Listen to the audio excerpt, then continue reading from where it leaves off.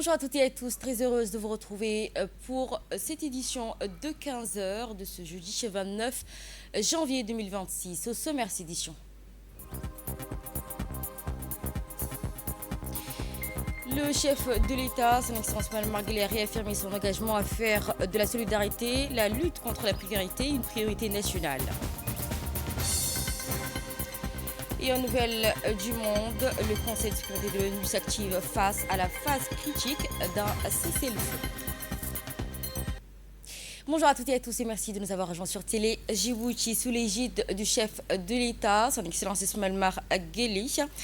S'est tenu le lancement de la semaine officielle de la solidarité. Ainsi, cette édition 2026 a été organisée au Palais du Peuple, placée sous le signe Ensemble, célébrant notre solidarité nationale pour une société plus soudée, tournée vers l'avenir. Événement célébré chaque année à Djibouti, la Semaine nationale de la solidarité s'inscrit avec l'objectif de présenter au public le programme et les projets de développement social, initiative de notre pays, procédant ainsi à un inventaire général de mesures entérinées dans le cadre des efforts liés au développement social. Depuis la création du ministère de la Solidarité en 2008, grâce à l'initiative de son Excellence M. Mar Guelleh, le ministère des Affaires sociales et des Solidarités sous la tutelle du ministre des Affaires sociales et de la Solidarité, la ministre Ouloufa Ismail Abdouf a ménagé aucun effort pour l'adoption et l'élaboration des mesures stratégiques complémentaires pour que la semaine de la solidarité soit un événement de cohésion sociale à travers la mise en œuvre des programmes et projets sociaux variés, novateurs et à fort impact tels que le programme de développement social, les filets sociaux et de sécurité, ainsi que l'autonomisation et l'inclusion financière tant dans la capitale et dans les 5 régions de l'intérieur.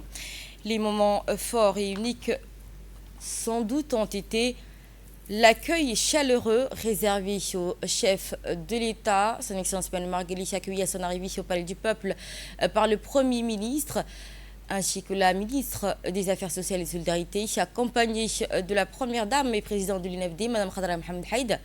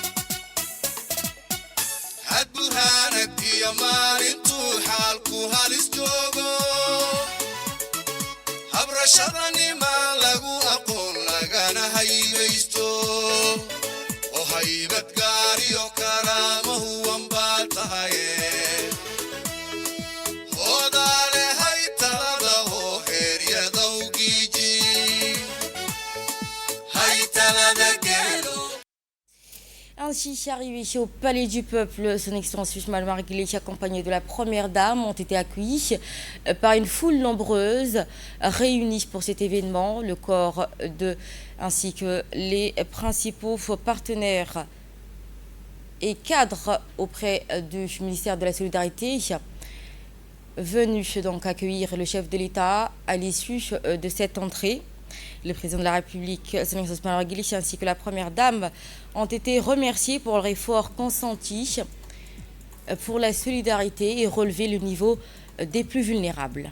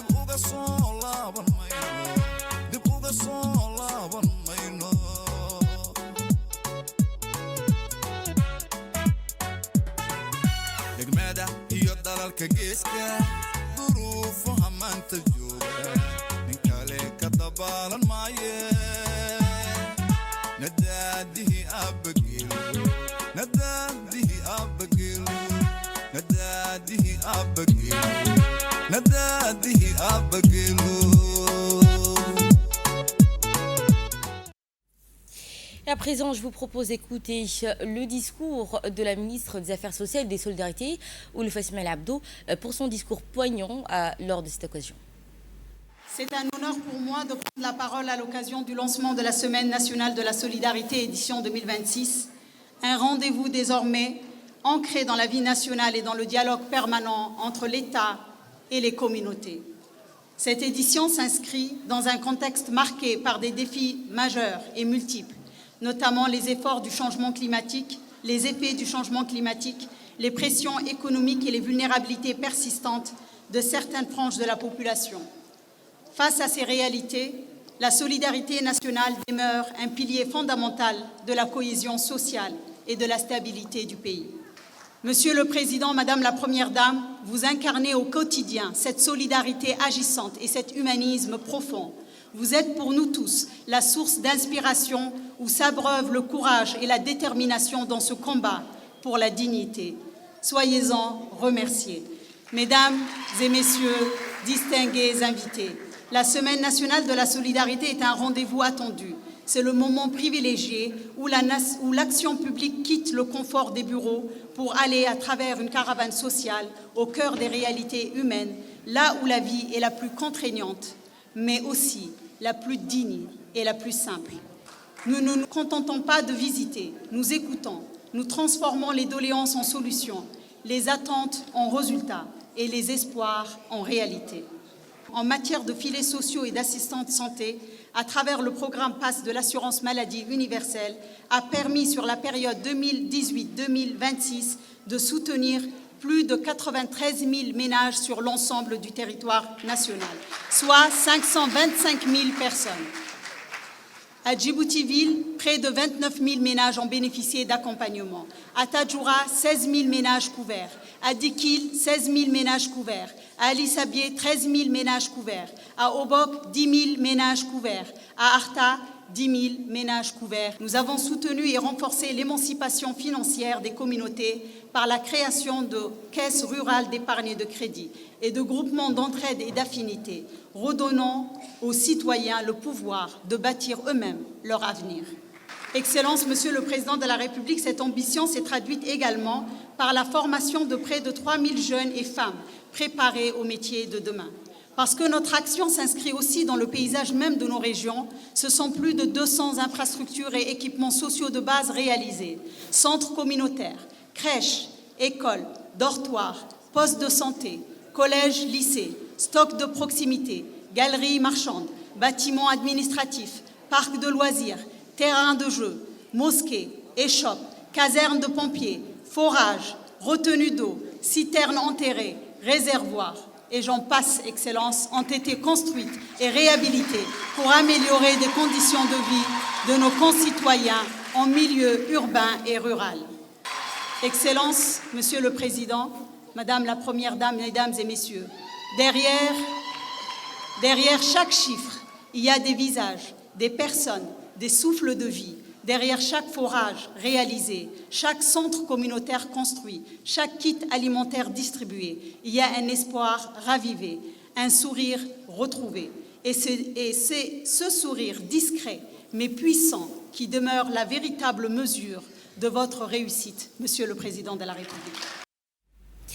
Et ainsi, le président de la République, son Excellence Mme Marguerite, a réitéré ce jeudi son engagement en faveur de la lutte contre la pauvreté à l'occasion du lancement de cette semaine nationale de la solidarité.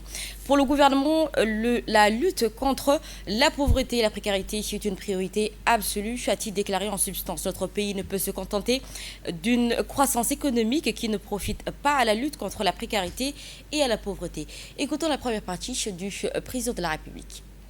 Bismillah ar-Rahman ar-Rahim, as-salatu was-salamu ala rasulih al-amin, Sayyidina wa Habibina Muhammadin, sallallahu alayhi wa sallam. Mesdames et messieurs, nous voici réunis comme chaque année pour le lancement de la Semaine nationale de la solidarité. L'exercice même, s'il semble routinier, comporte en soi une vertu et une portée qu'il convient de souligner. En effet, il s'agit d'une semaine d'immersion dans le réel de nos concitoyens. Un moment où l'action publique se confronte sur le terrain au visage, au parcours et aux attentes de celles et ceux qui vivent la précarité au quotidien. Cette semaine constitue donc un moment indispensable dans le processus de décision où il faut voir, écouter et comprendre avant de décider et d'agir. Car la solidarité que nous entendons promouvoir est avant tout une solidarité de proximité. Une solidarité fondée sur une perception politique, une renouvelée, ancrée dans la réalité sociale. Une solidarité qui permet de cerner avec précision les besoins et les vulnérabilités de nos populations dans toute leur diversité territoriale et sociale. Mesdames et messieurs, depuis la création du ministère des Affaires sociales et des solidarités, les notions de pauvreté, de précarité ou de vulnérabilité ne sont plus des concepts abstraits qu'on manipule avec des bistouris statistiques. Elles ont désormais un visage, une géographie, une histoire. Et c'est là le mérite majeur de ce ministère qu'il nous faut saluer et apprécier à sa juste valeur. En effet, pour la première fois, un état des lieux, je dirais même une véritable cartographie des pauvretés et des précarités a été établie, notamment grâce au registre social. Cette cartographie différenciée, tenant compte des spécificités sociales et de répartition territoriale, a permis une rupture décisive des pratiques. Elle a permis à ce que l'action publique éparpillée, ici et là, soit rationalisée dans des politiques ciblées, adaptées et efficaces. Grâce à cette nouvelle méthodologie, les réponses de l'État ont donc été pensées et ajustées au plus près des réalités vécues par nos concitoyens, ainsi que cela soit les filets sociaux ou les programmes d'assistance sociale en matière de santé, les mécanismes de protection des plus vulnérables que nous avons mis en place ont été conçus avec souplesse pour évoluer et s'adapter aux situations. Et dans son discours officiel, le chef de l'État a évoqué que cette semaine est un temps indispensable de réflexion et d'action, car la solidarité que nous prouvons consiste à identifier avec précision les besoins et les vulnérabilités. Réécoutons la seconde partie du président de la République. Parmi ces nombreux dispositifs, je veux souligner ici le rôle essentiel des caisses rurales d'épargne et de crédit, qui favorisent l'insertion économique et l'autonomisation des femmes, car nous en sommes convaincus. Investir dans la femme, c'est investir dans la personne d'abord dans la famille ensuite, mais aussi dans la communauté et dans l'avenir de la nation. Mesdames et messieurs, notre politique nationale de solidarité ne souffre aucune ambiguïté. Elle fait la distinction claire entre l'assistance et l'assistanat, excusez-moi. L'assistance est un devoir religieux, moral et républicain. Elle est l'expression de la fraternité nationale face à l'épreuve. Mais l'assistanat, lorsqu'il se pérennise sans perspective d'émancipation, devient une nuisance sociale. C'est pourquoi notre action ne se limite pas à soulager, elle vise aussi à transformer.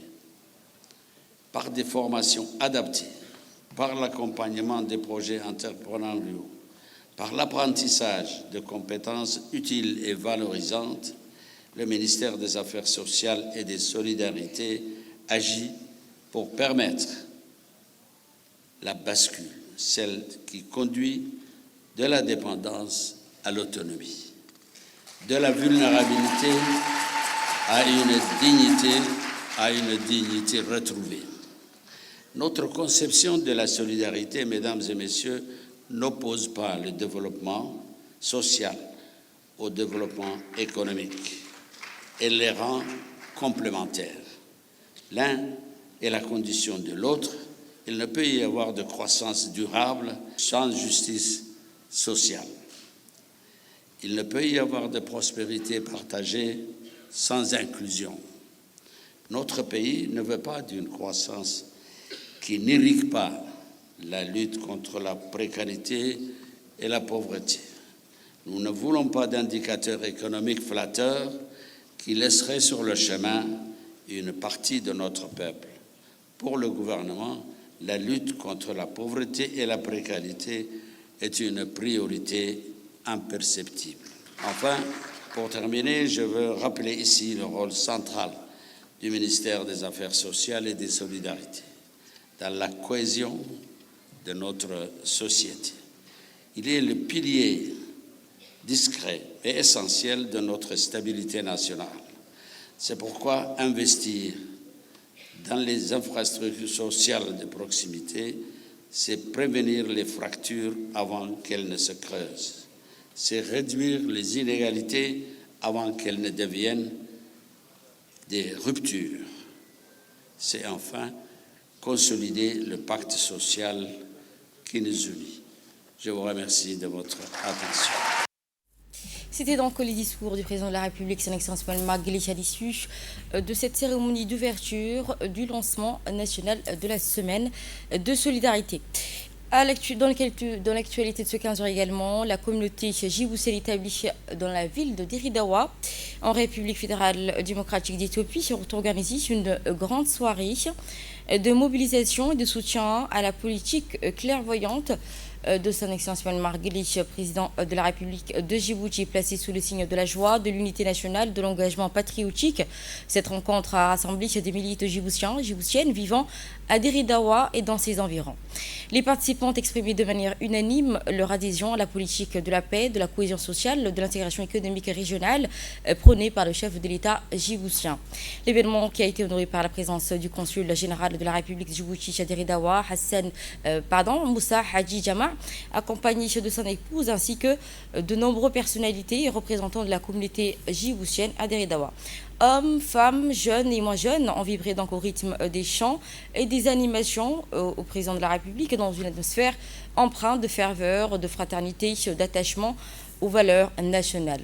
Des artistes djiboutiens ont également pris part à cette manifestation, contribuant à son éclat et son succès. La ville la plus proche géographiquement de Djibouti est terre d'accueil de milliers de compatriotes djiboutiens. Diridawa a ainsi été le théâtre d'une mobilisation exceptionnelle, témoignant ainsi de l'engagement constant de la diaspora djiboutienne en faveur de la stabilité et l'unité nationale et le développement de la République de Djibouti partout dans le monde.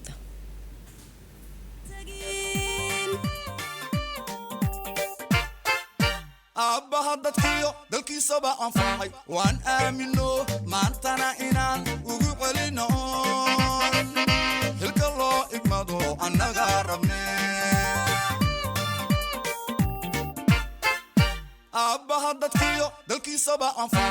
aan aamino maantana inaan ugu celino hilka loo igmado annaga rabne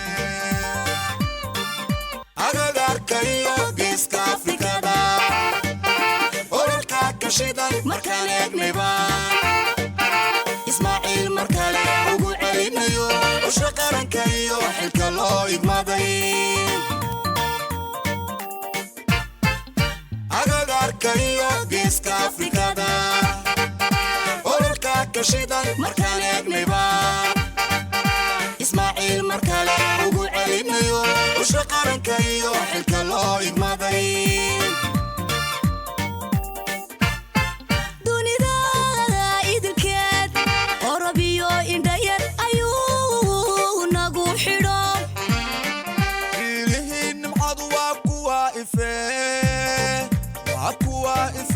awar lagaga baxay dunida idilkeed qorobiyo indhayar ayuu nagu xidho fiilihiin nimcadu waa kuwa ife awar lagaga baxay fidmadaha ibliis soo afuufayu ood nooga yahay arladiyo geyiga kartiyo aqoon hebasiiyagu ku ilaaliyaa ummadii degmada ejoriyo intii mongooda ku nool. Également de l'actualité de ce 15 jours, cette interview à l'heure où la République de Djibouti redéfinit ses ambitions sur l'échiquier mondial. Le ministre des Finances et de l'Économie, Ilyas Moussa Douale, nous a accordé une interview exclusive. Industrialisation verte, plan national ADEC et position ferme sur la géopolitique régionale. Le ministre livre ainsi une feuille de route sans concession pour l'avenir du pays. En voici un avant-goût avant la diffusion intégrale. Le ministre, quels sont les engagements du gouvernement djiboutien et les axes stratégiques du plan national de développement PND 2025-2030 pour valoriser la jeunesse comme levier de croissance économique, d'innovation et de développement humain? Très bien. C'est la jeunesse, l'objectif numéro 1 du chef de l'État, du président de la République. C'est la priorité numéro 1 du gouvernement. Mais c'est également l'avenir de Djibouti. La jeunesse, nous sommes en train de vivre une période intéressante en termes de transition démographique. 30% de la population au jour d'aujourd'hui a moins de 18 ans. 60% de la population a moins de 30 ans. Donc nous sommes en train de vivre une période de transition démographique très favorable pour Djibouti. Le taux de mortalité infantile a baissé. L'espérance de vie a augmenté. Tout cela converge vers une transition démographique positive. Mais tout cela veut dire aussi une demande particulière, ou en tout cas un objectif représente un défi. C'est-à-dire comment conduire cette transition démographique pour la rendre productive. Comment offrir des perspectives pour cette tranche d'âge, aujourd'hui majoritairement jeunes, qui sont dans les écoles, qui sont dans les universités et qui sont sur le marché du travail. Également de l'actualité de ce 15h sous l'égide du ministère délégué chargé de l'économie numérique et de l'innovation, le réseau entrepreneur djiboutien ambitieux, REDA, en partenariat avec le Centre du leadership et de l'entrepreneuriat clé, a organisé le Blaos Entrepreneuriat Day, une journée entièrement dédiée à la promotion de l'entrepreneuriat et de l'initiative économique de la commune de Blaos. L'événement qui s'est déroulé au Centre de leadership et de l'entrepreneuriat en présence de nombreuses personnalités et responsables institutionnels. Parmi eux, le secrétaire général auprès du ministère délégué chargé de l'économie numérique et de l'innovation, de la directrice de la décentralisation, du président de la commune de Blaos, le président également de REDA, et le directeur de l'INAP. Cette journée avait pour objectif de valoriser l'esprit entrepreneurial, d'encourager ainsi l'initiative privée et de renforcer l'accompagnement des porteurs de projets en cohérence à la vision nationale. Au programme des panels et discussions, des témoignages d'entrepreneurs, des visites de stands, une présentation des engagements du REDA et des sessions networking ont favorisé ainsi les échanges entre entrepreneurs et institutions et partenaires. Ainsi, ce Blaos Day s'inscrit dans une dynamique de décentralisation pour le développement économique visant à rapprocher les opportunités de la population et soutenir ainsi l'entrepreneuriat local comme moteur de croissance et de cohésion sociale. À ce propos, je vous propose de suivre le président de l'association REDA, suivi du président de la commune de Blaos. Cette démarche s'inscrit pleinement dans la vision portée par son Excellence le Président de la République, qui place la jeunesse et l'entrepreneuriat au cœur du développement national à travers les orientations et stratégies de l'État. Le Président de la République encourage les jeunes à prendre de l'initiative et créer de la valeur et devenir un acteur économique à part entière et non des simples spectateurs. Cette vision repose sur une conviction forte. Le développement durable de Djibouti passera par des jeunes entrepreneurs formés, audacieux et soutenus, et capables de transformer les défis en opportunités et de bâtir l'économie de demain. C'est une immense fierté pour moi de vous accueillir aujourd'hui chez vous, dans notre chère commune de Blaos, pour cette journée exceptionnelle, le Blaos Entrepreneuriat Day.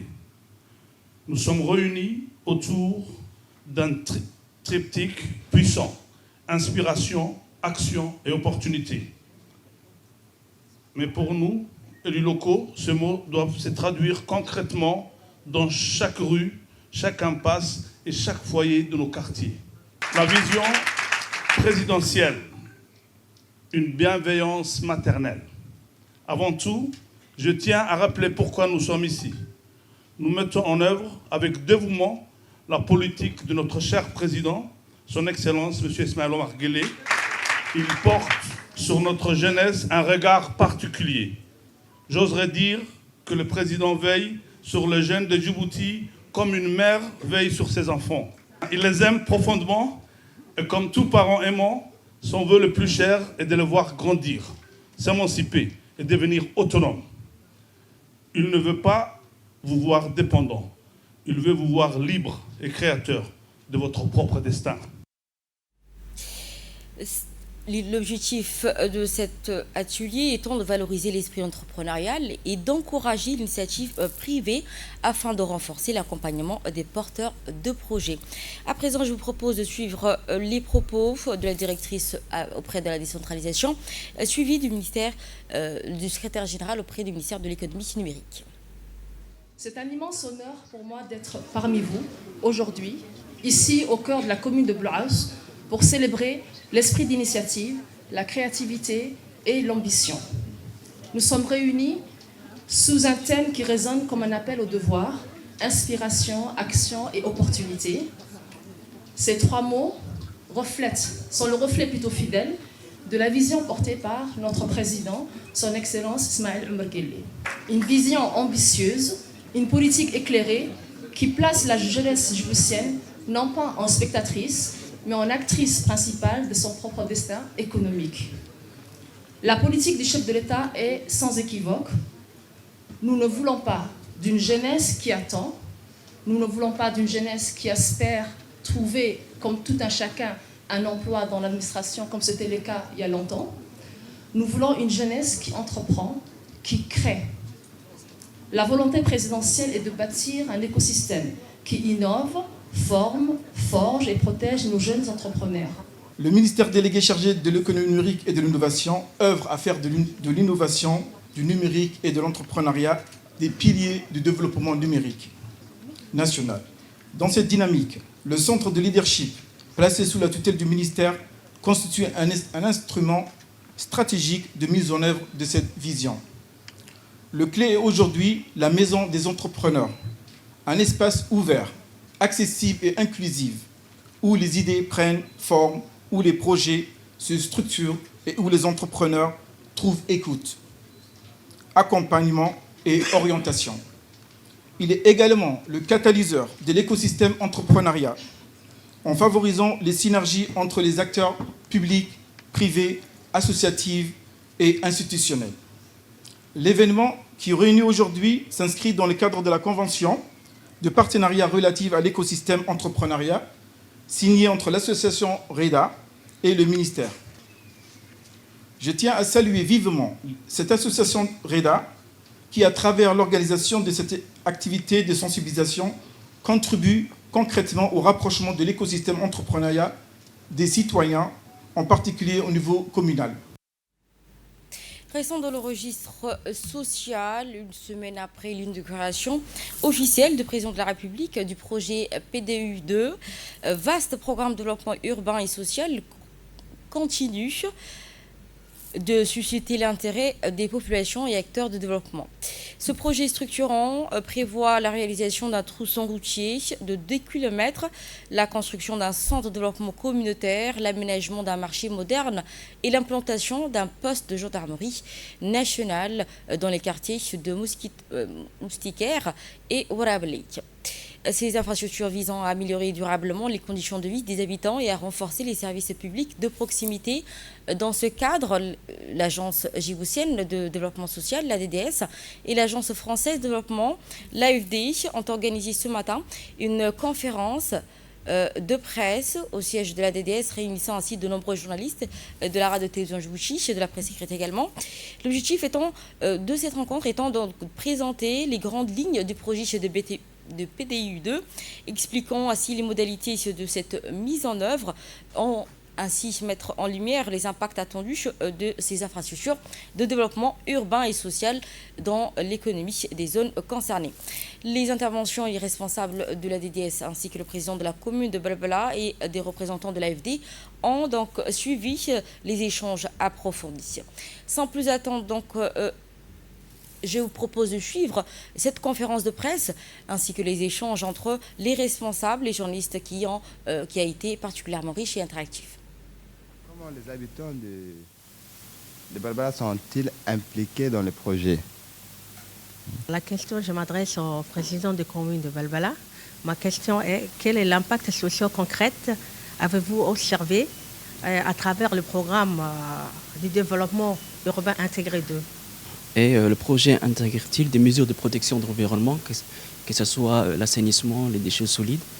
Et ma deuxième question, quel message souhaitez-vous adresser aux populations bénéficiaires? Ma question s'adresse à Emmanuel Payard. Donc, on demande pourquoi cette conférence de presse après l'inauguration. Okay. Bon, il y a plusieurs questions plus ou moins qui m'étaient adressées, donc je vais essayer de répondre à toutes les questions en même temps. Alors pourquoi? Je pense qu'en fait, on a voulu mettre le focus sur les activités immatérielles du projet, parce qu'effectivement, lorsque le président est venu sur l'Ayablé moustiquaire, on a pu faire une démonstration des équipements d'infrastructure. Donc ça, ce sont les équipements matériels. Mais étant donné que c'est un projet intégré, il y a aussi toute une phase immatérielle, et ça, on n'en a pas parlé lors de l'inauguration. Donc c'est pour ça qu'aujourd'hui, on fait une conférence de presse pour expliquer un petit peu les activités immatérielles du projet. Maintenant, monsieur disait quelles sont les incidences par rapport à l'assainissement, c'est ça, que ça soit liquide ou solide. solide. Bon, déjà, il y a, à chaque fois qu'on construit un marché, on fait en sorte qu'il y ait un point de regroupement des déchets qui soit à proximité de ce marché. Donc, par exemple, vous en avez un qui est juste derrière le marché qui est en cours de fonctionnement, sauf que ce point-là, c'est un double point de fonctionnement des déchets. Donc, il y a 2 rampes, il y a une rampe pour 2 bennes qui sont destinées au marché et une rampe pour 2 bennes qui sont destinées aux habitants. Donc, parce qu'on sait qu'un marché va générer davantage de déchets que les habitants seuls. Pareil pour celui qui va être construit à Rahma, si vous traversez juste la route, il est en face d'un point de regroupement des déchets.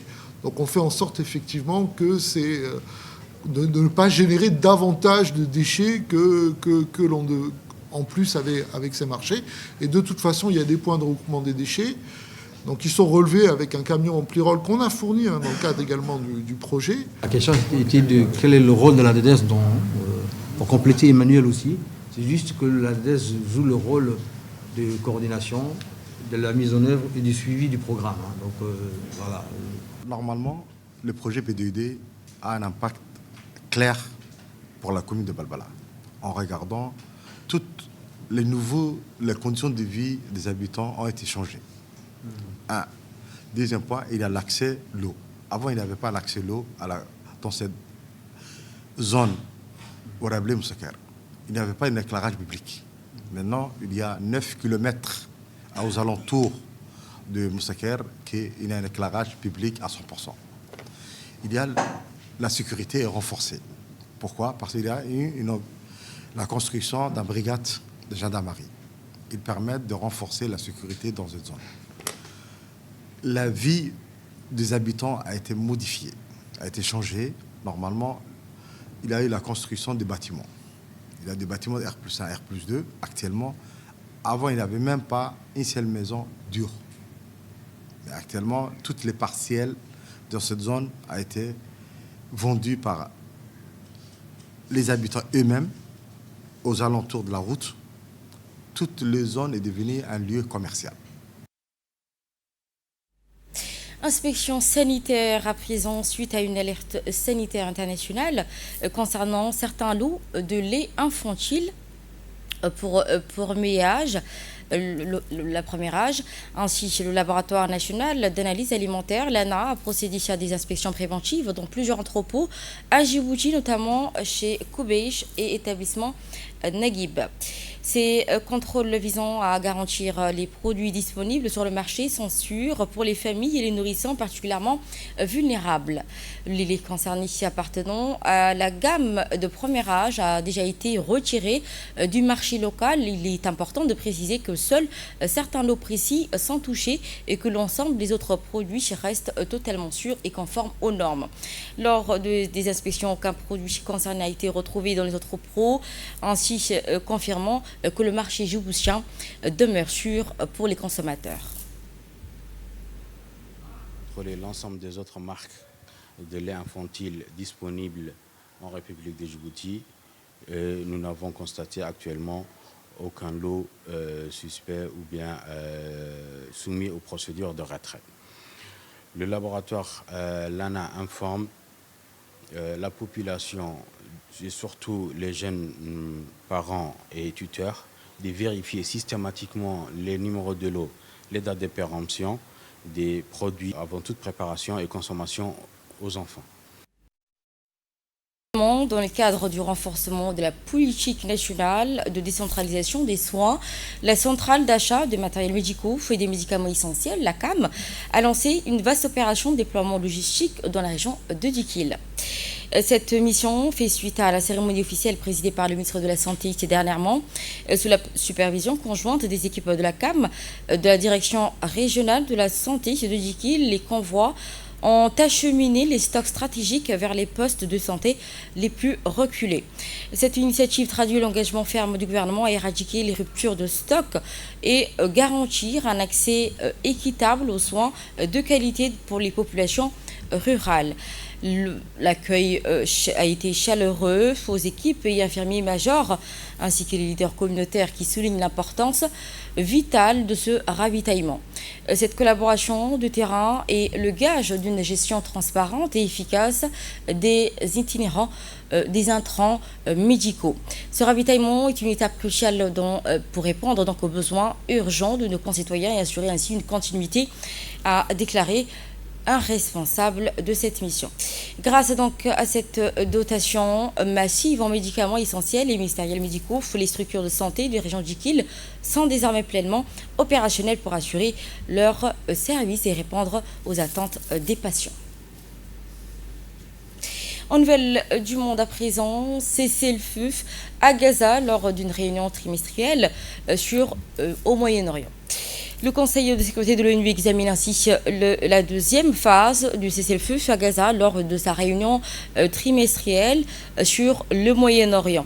Le Conseil de sécurité des Nations Unies a tenu sa réunion trimestrielle régulière consacrée à la situation du Moyen-Orient, y compris la question palestinienne. Les débats ont principalement porté sur la deuxième phase de l'accord du cessez-le-feu dans la bande de Gaza, dans un contexte marqué par des défis humanitaires et sécuritaires persistants.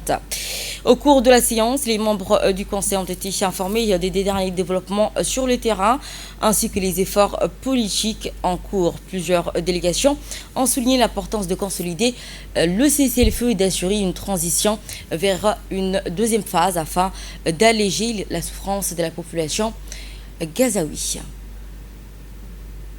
Et ce sera tout. Merci à vous de nous suivre depuis Télé Djibouti. C'était le journal de l'info.